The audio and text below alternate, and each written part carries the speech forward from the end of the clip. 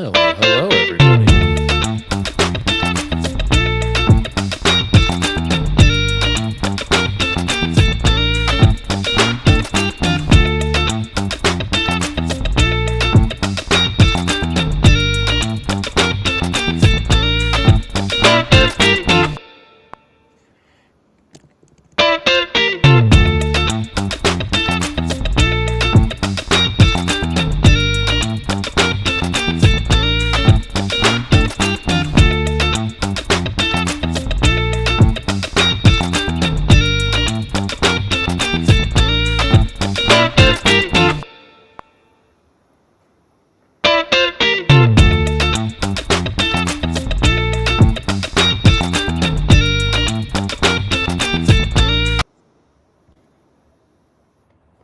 Hello, everyone, and welcome. Glad you could join today. I'm Ivan Contreras, project manager with the marketing team here at Kickstarter. We know you're busy, and we really appreciate the time that you made to join us today. Welcome to our office hours for games creators. This will be a more informational session designed to help you navigate the ins and outs of running a campaign for games. Our head of games, Asher McClennahan, will be answering your questions, whether you're gearing up to launch soon or already in the middle of your campaign. Hi, everybody. So, to give you a little preview of what we will be covering today, here's how things will run. Uh, we'll start with some pre-submitted questions, especially around campaign basics and pre-launch. And then Asher will do a live review of a few pre-launch pages that were shared in advance. After that, we'll cover the rest of your pre-submitted questions and answer any additional questions that we receive through the Q&A. A few housekeeping notes here before we begin. The session is being recorded, and you'll get a copy once it's over. And if you have questions, please drop them in the chat or Q&A box. And with that, I'll hand it over to Asher to introduce himself and begin answering some of your pre-submitted questions. Amazing. Hey, everybody. I'm Asher. If you haven't seen me before, like Yvonne said, I am the head of games here at Kickstarter. And, here's a big description of me. The long story short is I've been in the games space specifically for about 5 years. But before that, really focused on operations for startups. So did that for a couple of companies. And my real goal always has been to sort of work with really creative people with really big ideas and sort of help them bring them to life. And so this is just like the coolest manifestation of that ever. I'm so grateful to be able to be in this position, talking to you all. I really do want this to be super informal and really informative. So if you have more questions than what has been submitted, please let us know. Send a question out in the chat. It will go right into our Q&A section, or it should, and I'll try to get to everything that I possibly can. So really quickly, just out of curiosity, I see there's about 20 folks in here. How many of you guys are first-time creators? If you could jump in the chat and just sound off, just share with me if it's your first game that's coming up.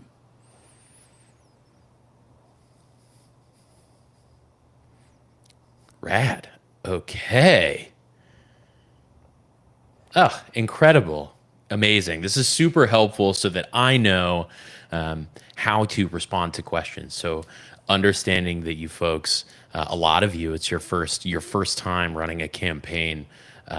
Good luck, break a leg. I really hope that it goes the way that you want it to. Hopefully this will be informative for you. So we have some pretty huge questions in some of these, but I'll start and just with the question that's been pre-submitted here that I have in front of me.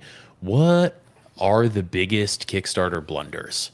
So I think based on how experienced you are as a creator, there are different sets of big blunders. I think for you first timers out there, I think the biggest blunder that you could make in this phase is not understanding your budget and your costs early.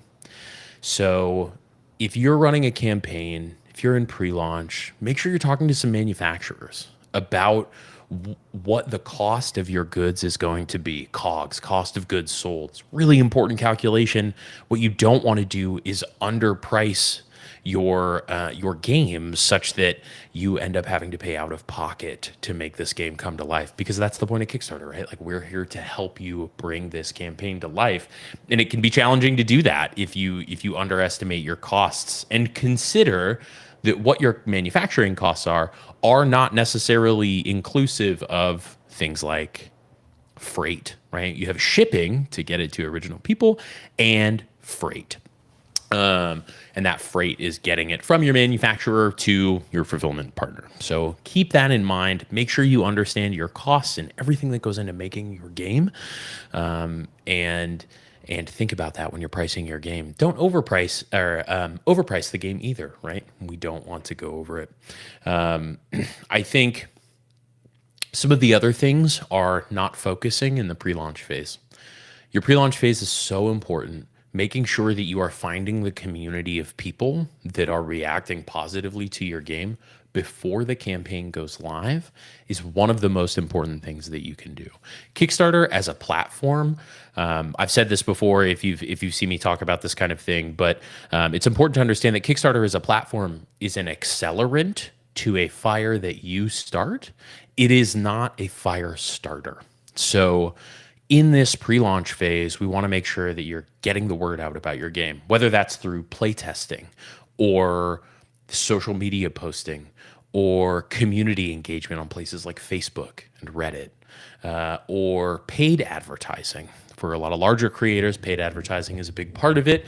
And like all of those things in your pre-launch phase. Yeah, okay. Yeah, but how? Great question. That's a really good question. So how? The answer is a lot of work. So at first, when we talk about like phase one of engaging a community and finding and engaging a community, you're going to have to try a couple of different mediums, right? You might try posting on Reddit a couple of times and it doesn't seem to go anywhere. So you might try Facebook and maybe there's a little bit of traction there. Maybe posting on TikTok is the best way to do it.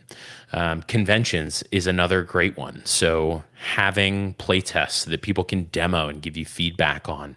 I think a lot of people take for granted that play testing, people that go to events and actually engage in play testing are like the core of engaged audiences. And so taking a moment to talk to those playtesters and get their contact information so that you can communicate with them past that playtest, tell them about the updates to the game so that they can chart your journey or be along for the ride with you.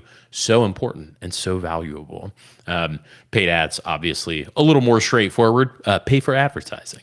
But you might find some places that you really hit and some places that you really miss. And it's the pre-launch phase is all about testing your messaging, testing your creative assets, testing feedback from people. It's just so highly important.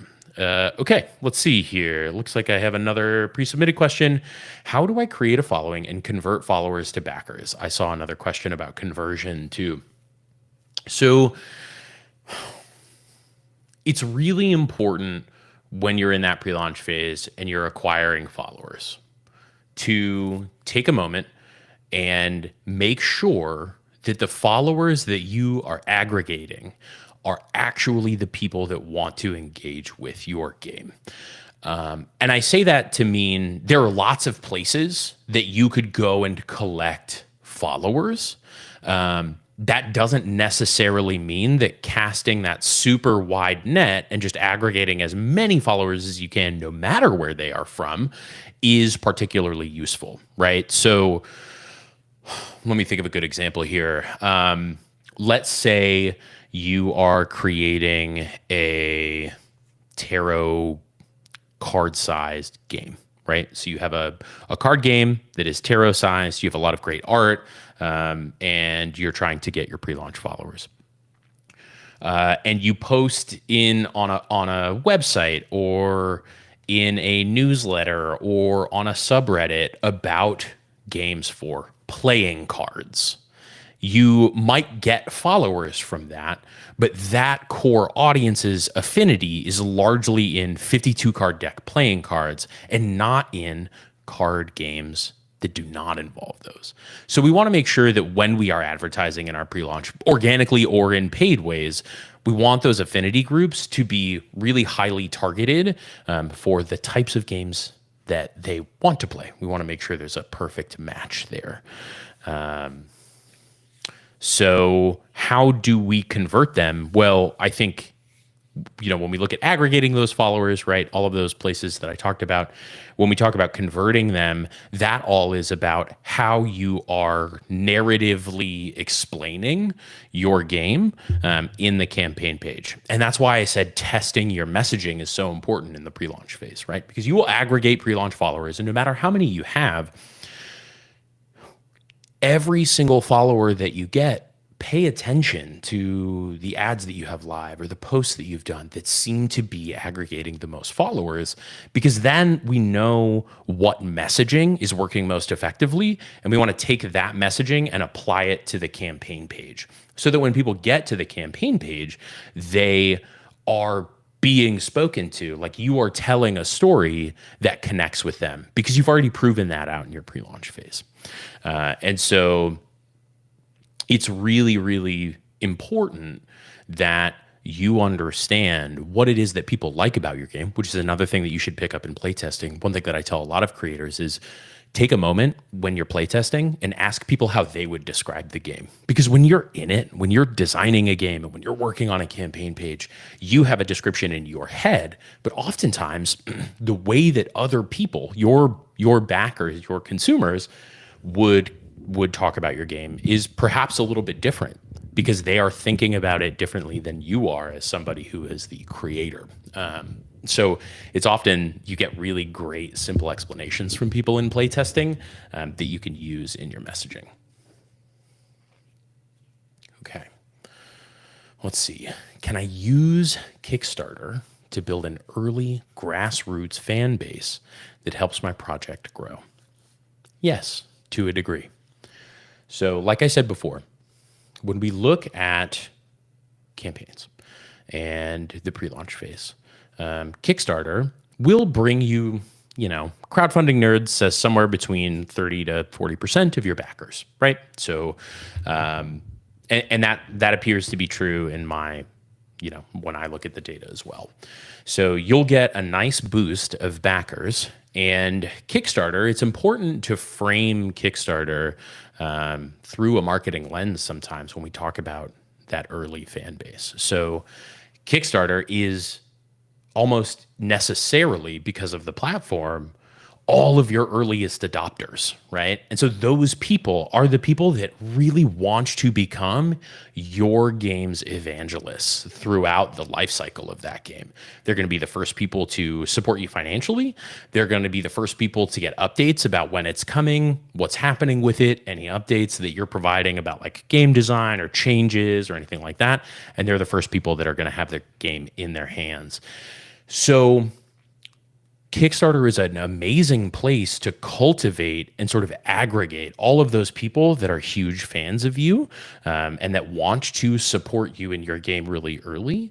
And through updates and in those updates, funneling them, like another commenter said a little while ago, funneling them into different avenues that are really much easier to engage with people in live, like Discord or Reddit or Facebook groups, so that you can start to foster that community of heroes and evangelists. Really, really important, super duper valuable. And it's really helpful to do that. And it really gives your game longer legs because those communities, the start of those communities with those engaged audiences will attract more people who are just seeing your game for the first time. They will talk about it online and in person much, much more. And so Kickstarter is a great place to find all of those people. And then once you have found them, when your campaign is done, continue to facilitate that relationship. Like care about what they say and engage with them meaningfully. And that fan base will naturally grow organically. Okay, let's see here. So we got a couple questions, and I want to make sure that we have enough time to talk about campaign pages because we had a great time looking at some campaign pages the last time that we did this. And I have one pulled up that was submitted. I am going to share my screen here, and we're going to look at Doomtile. Okay. Is Banana Joe Games in here? They may not have made it, but that's okay. Nice. Andrea, hello. Congratulations on funding. Looks like we're at a little over 200%. That's amazing. Congratulations. Let's look at the campaign page. So the first thing that I notice, you have a trailer. If you're a first-time creator and you're wondering whether or not a trailer makes a difference, it does. Have one. It's worth having in your budget. But what I really want to focus on here, just right in the center up front, is your hero image. So first of all, I love the aesthetic and the cohesiveness of the aesthetic throughout the hero image.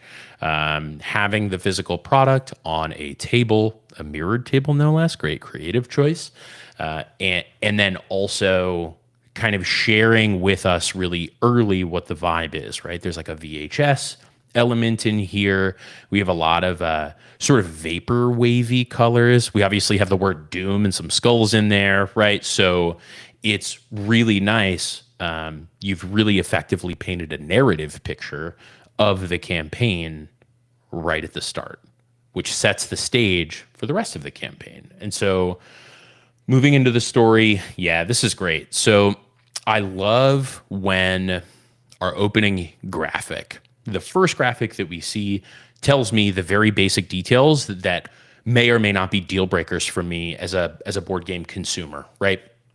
I might be in a position wherein I only want games that are for 5 players. And so then I know that this isn't for me, but I might be looking for a game that's right in here, 2 to 4. I know it's 25 to 40-ish minutes, depending on the number of players, which is incredible. That tells me exactly like, okay, so this is a relatively lighter, kind of lower barrier to entry game, and you can play up to 9 players. So, forget the first thing that I said about looking for 5 players.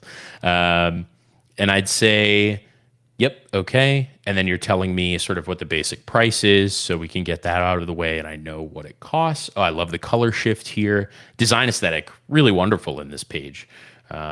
All of this feels really cohesive from the color palette all the way up to the product placement that you have here. So starting with what is this game after you get those essentials out of the way, amazing choice.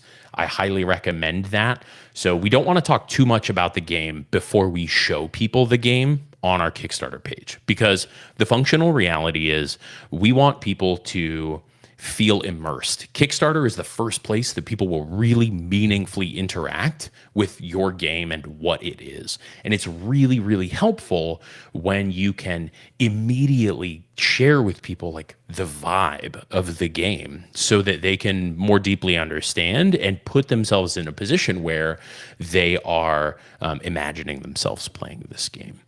So once you've gotten that out of the way, you've creatively piqued my interest. Okay, now I'm interested in reading more. If I've scrolled this far, I really want to know about this game. I'm seriously considering it. So we talk about the legendary heroes. Love your use of GIFs for visual interest here. Really great. It moves very quickly. I'm, slowing it down may be good. That's a very minor nitpick here, but I think it's worth mentioning. Okay, and then we have another GIF that's just kind of showing me the basics of gameplay. Also great. Yeah, really cool graphic design. I really like the worn edges on the VHS is a really nice touch. Okay, core game content. And this is where we get into like what's in the box, which is wonderful. And then we have a more in-depth how to play. Okay, you've taken this one full image, the sort of one full image approach to campaign pages, which is very, very common. I think it does create a more immersive environment wherein people can, again, imagine themselves playing this game. If you don't have the graphic design capability or time or resources to do that, don't worry. You can intersperse graphic design elements, art, and text in a way that is nice and immersive and cohesive without having something so fleshed out. If you're seeing this and you're saying like, "Oh no, I don't have a graphic designer. I can't do it to this degree." That's okay. You can still be successful. I don't want you to leave with the impression that this is it is not possible to be successful without this. It is just a really nice element to have. Not required, though. Great. You're telling us how the campaign works. I love that. Having access to the rule book. I don't have a ton of data on whether or not this is something that really makes a meaningful difference to a campaign, but showing people, especially as a first-time creator, that you are in a position wherein the rule book is like done to some degree, even if it's just a work in progress, that's a really useful thing to have because it establishes credibility for you as a creator. Playthrough videos, always useful to have. Okay, and you're starting with expansions. So if people are really into it, they can leverage the expansions. Yeah, this is a great example. You could have an entire campaign page that is just like these images and some text that describes them. That is perfectly acceptable and good. You're really giving visual space to the art and then being really informative with the text. That's wonderful too. Okay, expansion content. Man, love the VHS vibe. The ripped paper. What a great touch. Okay. So as we scroll, yeah, why the VHS, growing up in the 90s, you're explaining it a little bit more. This is a great, what are these called? Exploded view of the game box. You don't see this terribly often, certainly not with first-time creators. So that's really cool. Why back us? Wonderful. Tiers. I might move the tiers a little bit farther up on the page. You've really sold people on the game, and you have spent a long time. Like if somebody is scrolling this far down, they've been ready to buy for a little while now, especially if they're reading it more closely than we are. Yep. Exclusive editions, not a requirement. Definitely a nice to have, though. You've got your add-ons here. Yeah, this is wonderful. So you've got other languages too, which is great. Yeah, this is a really wonderful campaign page. I love if I can impart on anybody that is considering themselves like resource constrained in a way that the graphic design kind of makes it a little bit harder. I would say, look at this retailers tier and all of their other headers. They have this cohesive element, this one thing that ties the entirety of the page together. That is something that is really useful to help people understand what your vibe is, and you can be really consistent with it. So if you can do something like this, just the headers, I think that's great too, and it works really well. Okay, shipping table, always a good thing to have. Setting expectations for backers is really important up front. Okay, great. Wonderful page. Yep, social shout outs, join the Discord. Love the side of the VHS. Wow, this is like such a aesthetically cohesive campaign page. Very well done. Okay, awesome.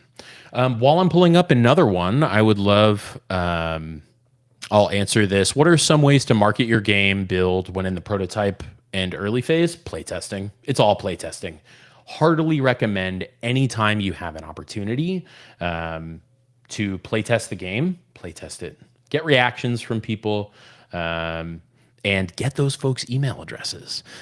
It's really, really valuable to to get their email addresses really early, because again, those people will be your primary like core evangelists early on. And so the more you play test, not only the more feedback will you get about the game, but you will also have an opportunity to really cultivate your early adopters, and they will help you.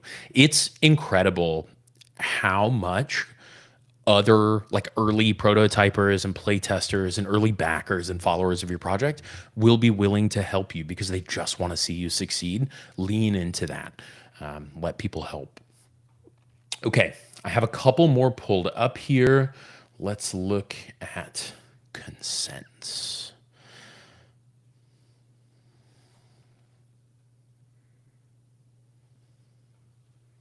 Okay, great.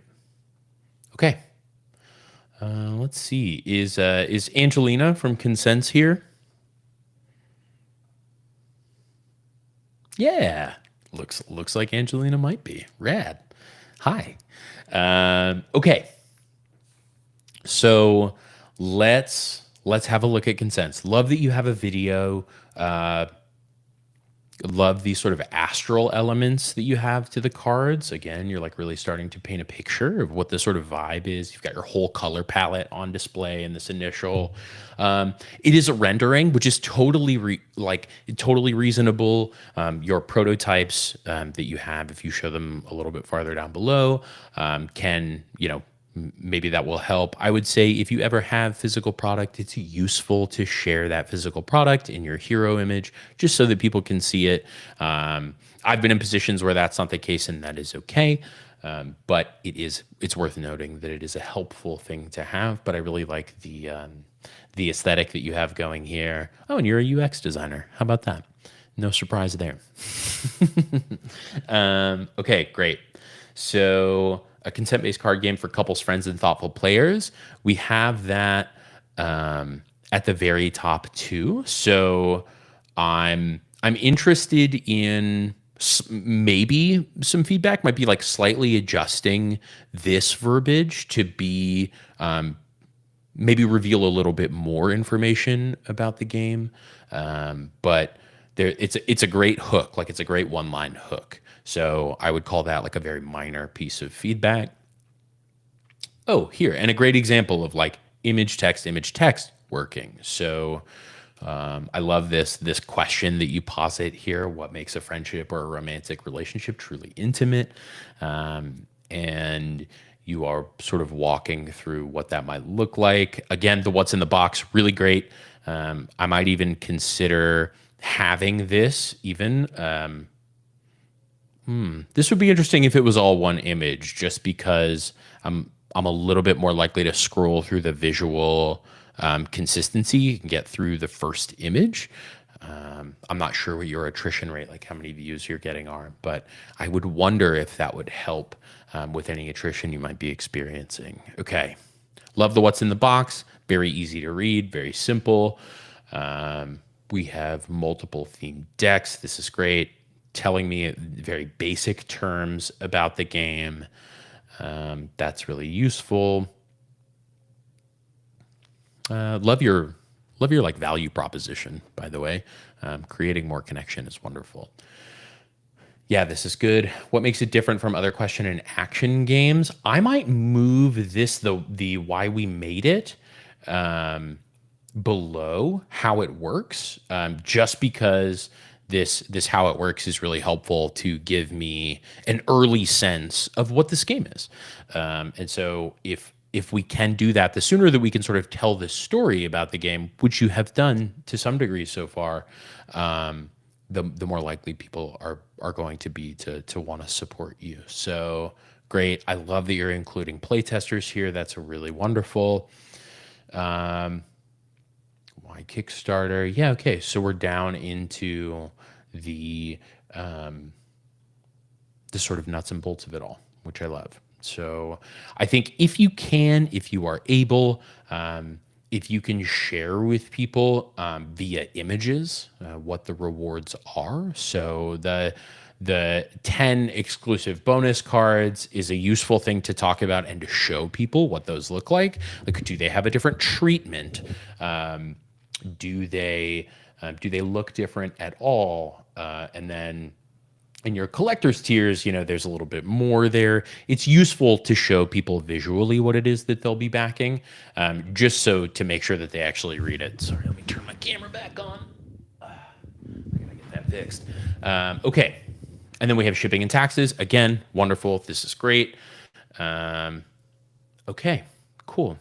Yeah, so this campaign is straightforward and simple and good. What I would say is when we look at like the last campaign, if we have an opportunity to create some of that visual consistency. So, right, we have sustainable by design here, and then we have this sort of gradient of blue to pink in how it works. We have this really cool paintbrush underline, and then we have this sort of dark blue card-based graphic design. And the what's in the box is great. That's consistent. I would maybe try to make these headings part of the visual consistency of the entirety of the page, so that I am being immersed in the game as I am going through the platform. But good campaign, good luck. Looks like we have 22 days to go. We've got plenty of time left. Get the word out as best you can, but you're looking really good.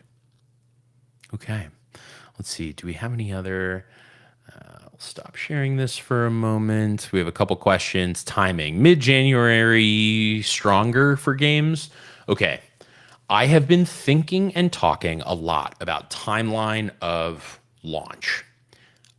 It's really important to understand that a really highly engaged audience that is excited to back your project is going to create success for you any time of the year. It really doesn't make a huge difference. Now, if you're relying on Kickstarter, we have, to some degree, there's a lesser drop in view. There's like a very marginal drop in visits during the sort of quieter months. But I'm unconvinced that it actually makes a tangible difference, because we still have many millions of people logging on using Kickstarter. It's not like visibility just disappears. So anytime is the right time, as long as all of the heuristics that you're looking at, what people are saying about the game, how your pre-launch is going, how many followers you have, what it's looking like you're going to do in projections. Like, those are the things that I really want to focus on. Time of year, they say spring and fall are the two big times to launch. And there are a greater number of launches during that time. But, we've had some huge campaigns launch in so quote off seasons. So pay attention to what it is that your followers are telling you through your pre-launch work, in order to decide when to launch. A lot of people would say like February is going to be stronger than January because people get their taxes back, they get refunds. In my experience, this is all anecdotal. I don't have any firm data to back this up.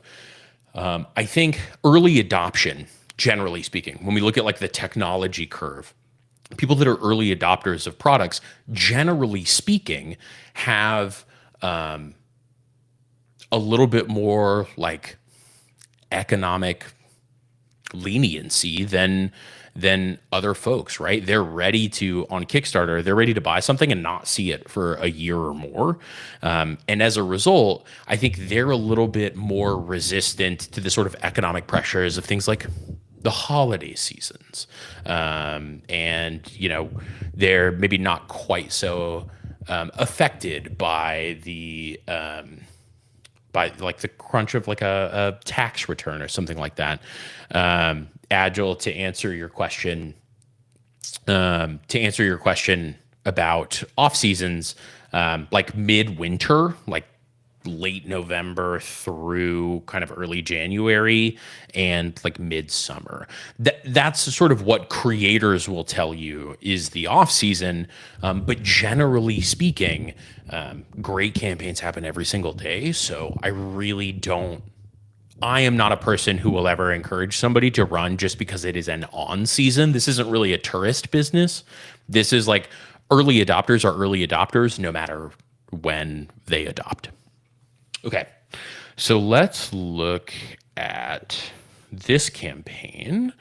And while I'm pulling it up, what elements make narrative or interactive card decks succeed on Kickstarter?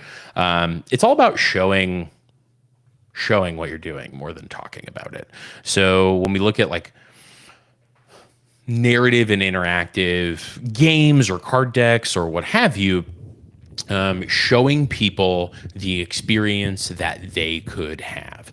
I've seen GIFs that sort of show the cards and how they're interacted with be really useful. I've seen like visual samples, like what individual cards might look like, play really well. I've seen those happen in like a big grid or sort of just like a couple in a line or like a grip of cards, 5 with the front one showing, one that is particularly evocative of what you're trying to do. So yeah, it really is visuals. Demos can be helpful. Putting those in like YouTube form is really useful, but I think generally speaking, visuals is where I would go. Okay, Grazing Bear Games. Let's look at 14ers, teeners, if you will.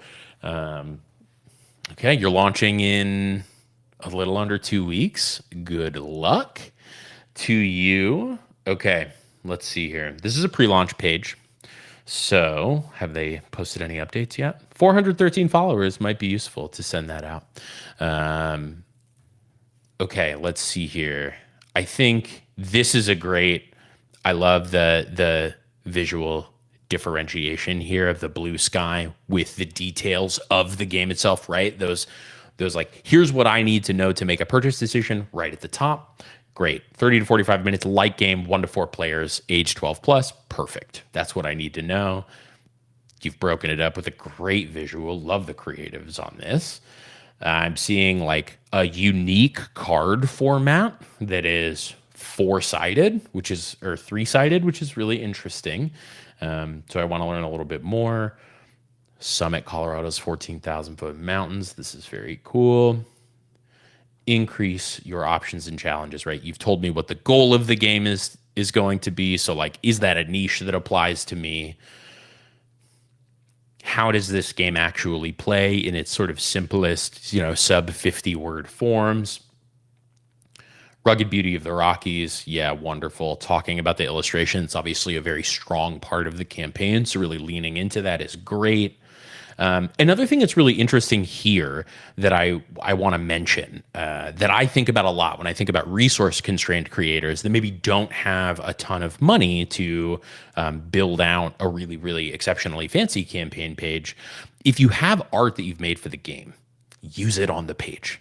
That's so huge. I have never run a Kickstarter. I've run 3 Kickstarters, and never once have I had any single piece of art created explicitly for the campaign that was not then used in the game itself or the product that I was kickstarting. So lean into that. Use it as your visual background. Like this looks to be just like some of the art from the cards with a gradient in between them, which is wonderful. The campaign is live, being really straightforward about what you're doing. That's awesome. Yep. Click notify me on launch. Discord, Instagram. They've probably found that those 2 places work really effectively for engagement of the audience, and it helps build your social capital. Newsletters are always great. I heartily encourage folks. Looks like you don't have a link to this newsletter. Totally make that a hyperlink. Emails are going to convert a little bit better than a lot of social media platforms. So, what should you put in your pre-launch update? Really great question. So whatever you want to share. I've seen people do show some of the tiers. If you have like deluxe content, that can be really great to sort of, because like these early followers, they're going to be some of your biggest evangelists, right? And we know to be true that roughly, give or take some margin of error, that about 50% of the people that back your campaign are going to back at the sort of basic economy, like this is what I am.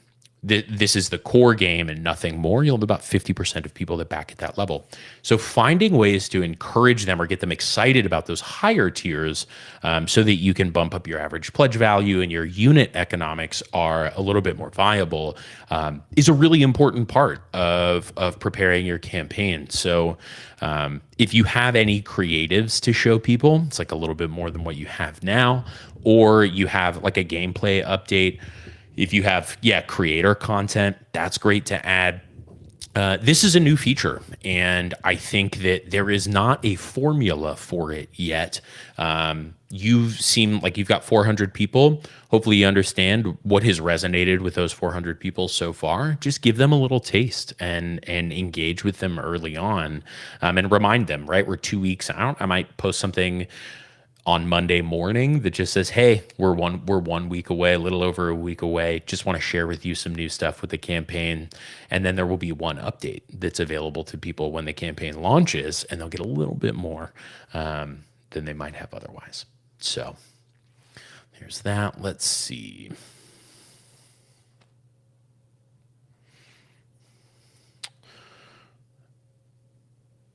Okay. We have lots of great questions here. Of course, good luck with the campaign.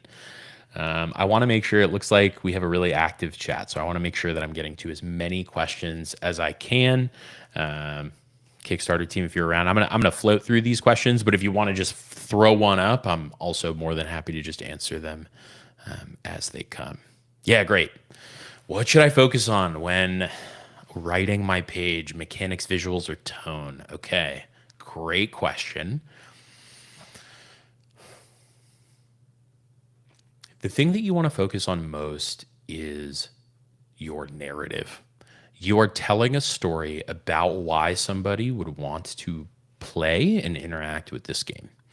That is all of those things in one, I understand, and that feels like a really big thing to say. So let me try to break it down a little bit more. We saw a couple of campaigns where the design aesthetic matched very closely the game. That's something that I encourage everybody to do.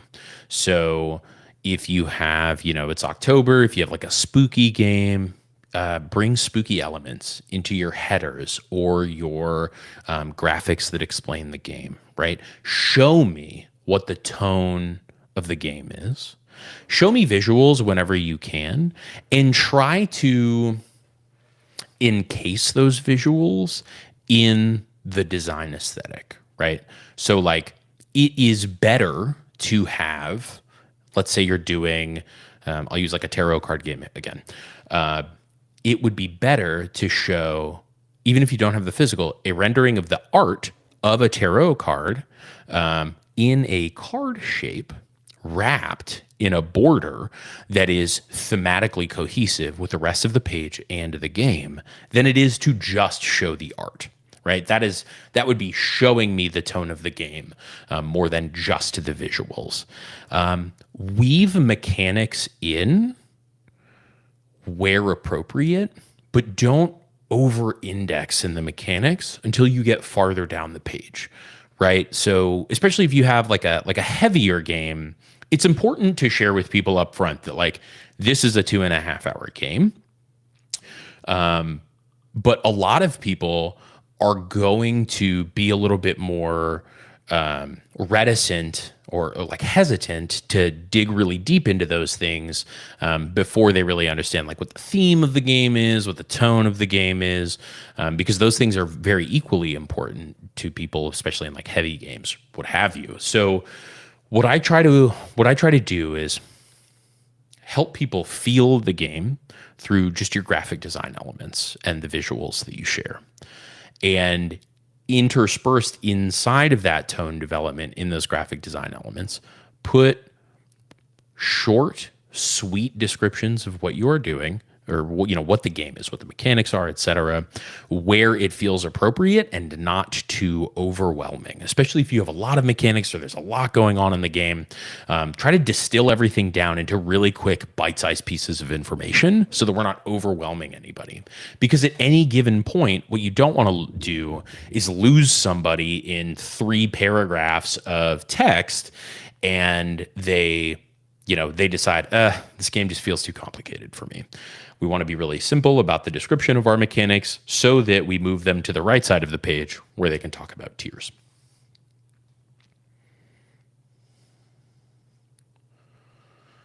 Ooh, let's see. Okay, I mainly use Kickstarter as a way to build a community rather than to raise significant funds. Awesome.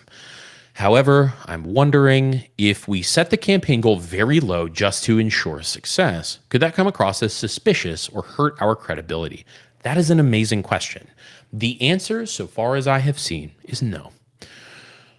There are a great number of creators who are in that position, right? And there are a variety of reasons to run a Kickstarter that extend beyond I need funds to run a Kickstarter campaign.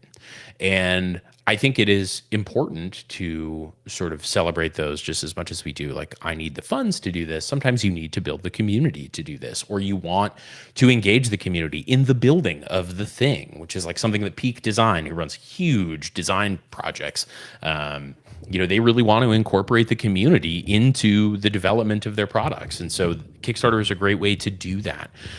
What I would say is you just want to be really forthright about that.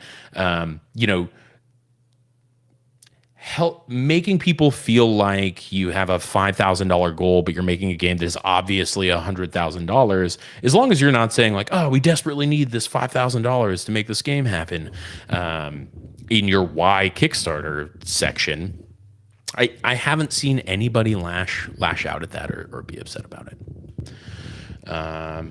Okay. Ooh, could you show an example of a gold standard campaign page? Sure. Yeah. There's one live right now, and it is a huge campaign, but that doesn't mean that there's nothing to draw. Obviously, they spent some resources making it happen. Let's look at Don't Starve. So Don't Starve, you might say, oh, I don't know that I can replicate this, A, because it's like an IP. They have something built in that they can draw from, and B, there's obviously a lot of resources that went into this. There's a lot that you can draw from this campaign, and I will say, consider that every single one of you has an IP. It's maybe just not one that was previously a video game or a comic book or a movie or what have you. That doesn't mean that you don't have an intellectual property that you want to build design aesthetic around, right? So the Don't Starve board game, immediately the hero image, there's a call to action to back now. It's sharing with me that there is a deluxe edition, that there are limited elements of this campaign, that it's 1 to 4 players, it's an hour long, and it's for ages 14 plus. I have everything that I need to know immediately in this hero image, and it is all set around a very well-defined design aesthetic. Super useful. And as we move into the campaign, I'm immediately attracted by the art. Notice what they do with the borders. I love when creators do this. They do not have just a simple kind of square. Even adding just like rounded corners is a really great way to add some visual interest and keep people scrolling, even if they're not like, nobody's going to say like, ooh, this has rounded corners, I'm going to scroll this a little bit more. But it is useful. Andrea, I'll touch on your question. I wouldn't put too much text in the hero. I would say this isn't too much text because it is all so well spaced out, right? It's not just like some sentences. It's a bunch of little tiny bits of information that I can consume very quickly in a hero image. I certainly wouldn't put much more than this in there. I mean, even the stretch goals unlocked, perhaps like that wouldn't be a choice that would be required, I don't think. But I do think it's useful that they've used this iconography to share with me information about the page. I'm immediately attracted by the art. I have a simple paragraph that's maybe 100 or so words, 150, that tells me about the game. I have the basics. This is sort of like the kitchen sink graphic, shows me what the board game is and what it will look like on my table, especially with a sort of slightly heavier game like this. Table presence obviously is a kind of a huge part of games. People want it to look really cool on their table. So this gives me a great sense of what that looks like. Yeah, Hannah, this was actually in pre-launch for 18 plus months. So this campaign acquired more followers than any other project in Kickstarter's history. It had 60,000 followers. Okay. And so I have the sort of these single words to tell me what the mechanics of the game are, and then some sort of optional paragraphs below that are very quick. They're just like quick takeaways. Okay, so there's a crafting element, there's exploration, and there's survival. Great. I understand all of those things, and I know that those will be a part of the process. Yeah, Andrea, literally 18 months. And I think that it has kind of flipped on its head my ideas. I know everybody kind of recommends 60 to 90 days as a period of time to do pre-launch. Their conversion is plenty strong. It's making me sort of rethink that 60 to 90 days. A lot of people are concerned that your leads go cold after 90 or so days. So I'm interested in digging deeper on the data about why that might be. But okay, and then they have a big call to action about why backing. This is useful. I wouldn't say this is terribly required. It's helpful when you're looking at sort of higher price ticket items, so that people can understand the value behind what it is that they're doing. We have the limited items. We've got stretch goals, digital skins. There's like a video game element to this. They have new to crowdfunding. Don't feel compelled to do this unless you feel like you're really going to bring in an audience that is absolutely new to Kickstarter. Otherwise, generally speaking, people are familiar. You don't have to spend too much time on that. Okay. Yeah, Andrea, I think that's a really good point, and we'll see how that comes to fruition. I do think that now that we can engage community meaningfully on Kickstarter over a longer tail, it could be really useful to have your pre-launch last a little bit longer and give it a little bit more time to bake, especially if you're able to have that longer period and consistently post updates about your progress. It's a great way to show people the progress that you're making and really keep them engaged, send them to other marketing funnels that are, that convert in other ways. Yeah, I think this looks okay on mobile. I've looked at it multiple times, but this sort of two columns in mobile format, especially if you're looking in portrait mode, it's a little small. I think that by the time you're down here, you are really excited about the campaign. And so it's entirely possible that that does not stop anybody from backing. But if I'm looking at it from purely an accessibility perspective, I would love to see the text be just a hair larger. Okay. Yeah, so I think this. I also love the way that they built in the graphical elements in the stretch goals. They've created visual identifiers about like what's limited to the campaign, what's in their deluxe edition, things like that, that are very simple to glean very, very quickly. And again, all about immersion, right? This whole campaign page has told me a story about the campaign itself, and the game that they'll be playing, and that's a really useful thing to do. Okay. So I would say that like that is probably a gold standard that's live today. There are a lot of incredible campaigns that are live right now. If you're an RPG creator, I think the folks that are making Void Sea right now, you can see I'm a backer on this campaign. Don't Starve is one of my favorite video games of all time. Okay, so Void Sea, this is a 5e. It's a company. It's actually a couple of companies. but Loot Tavern, Archvillain Games, and Titan Forge, I think, are the three that have collaborated to make this. RPGs function a little bit differently. If you're making an RPG, I love the way that Loot Tavern has sort of developed this like very quick Sail, Steal, Survive. They do like 3 words and then all of the stuff that's in the books. That's a really, really helpful set of detail to share with folks really early on. And then you can launch into the details of the campaign itself. And see, they use art. This is a great example of using art to just like display the art, but there's a visually interesting background, right? It's not just like a square of art. There's a border wrapped around it to help immerse you in the campaign. Okay, let's see. We've got. Will you have seminars to educate people on how Pledge Manager works? I've been wanting to attend them. Well, we do have a series of YouTube videos in our Pledge Manager FAQ that show you. And on our YouTube page, if you're watching this on YouTube right now, we also have some videos that you can use to watch. And I believe that we may be nearing the end of our time here. So I just want to make sure that maybe we can get to one more. Expert on my campaign. Could you share areas? Send me an email. So send an email. If any of you have any questions that I wasn't able to get to, please go to games@kickstarter.com. Send us an email. I get all of those emails. So I am always around, and we'll be happy to help. So my job is to help you run successful campaigns. If there is any way that I can do that for any of you, please, games@kickstarter.com. Don't be shy. We are here to help. Thanks so much, Asher. Really appreciate you sharing all of this knowledge with us today. So with that, that concludes our live office hours for today. Thanks so much for joining, everyone.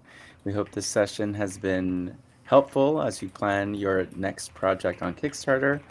And keep an eye on your inbox. We'll be sharing out a link to the office hours recording along with resources for helping plan your next games project.